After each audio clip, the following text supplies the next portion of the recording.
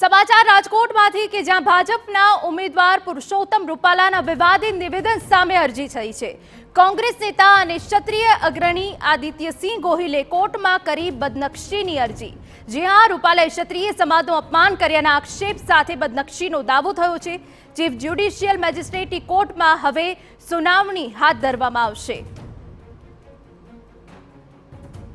तो कांग्रेस नेता અને ક્ષત્રિય અગ્રણી આદિત્યસિંહ ગોહિલે કોર્ટમાં બદનક્ષીની અરજી કરી છે।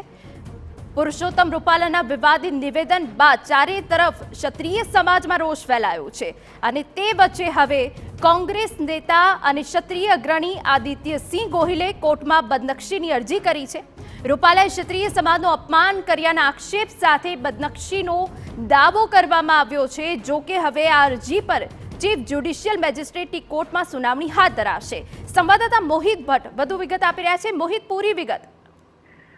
રાજકોટ લોકસભાના ભાજપના ઉમેદવાર પુરુષોત્તમ રૂપાલા છે તેમના જે ટિપ્પણી આપવામાં આવી તેને લઈને જે વિવાદિત નિવેદન દેવામાં આવ્યું ત્યારબાદ જે એક પછી એક જે વિરોધ છે તે સામે આવી રહ્યા છે। રાજકોટમાં ક્ષત્રિય સમાજના આગેવાન અને કોંગ્રેસના નેતા આદિત્યસિંહ ગોહિલ છે તેમના દ્વારા કોર્ટમાં બદનક્ષીની અરજી છે તે કરવામાં આવી છે।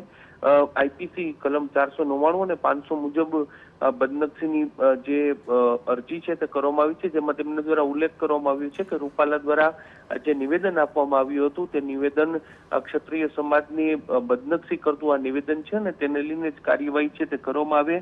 કોર્ટ દ્વારા સમગ્ર મામલે સાક્ષીઓની તપાસ કરવા અને સાથે સાથે 15 એપ્રિલની મુદત છે તે આપવામાં આવી છે। જોવાનું રહેશે કે આ કોર્ટ કાર્યવાહીમાં શું સામે આવે છે। જરૂર છે કે પુરુષોત્તમ રૂપાલા દ્વારા જે નિવેદન આપવામાં આવ્યું ત્યારબાદ રૂપાલાની મુશ્કેલીમાં વધારો થયો છે। એક તરફ ક્ષત્રિય સમાજનો રોષ છે તે જોવા મળ્યો છે અને સાથે સાથે હવે કાયદાકીય લડત છે તે સામે આવતા જરૂરથી તેની મુશ્કેલીમાં વધારો થઈ શકે છે। જી બિલકુલ મોહિત, કાયદાકીય લડત સામે આવતા હવે મુશ્કેલીમાં વધારો જરૂરથી થયો છે। ત્યારે ક્ષત્રિય અગ્રણી આદિત્યસિંહ ગોહિલે કોર્ટમાં બદનક્ષીની અરજી કરી હોવાની વિગત।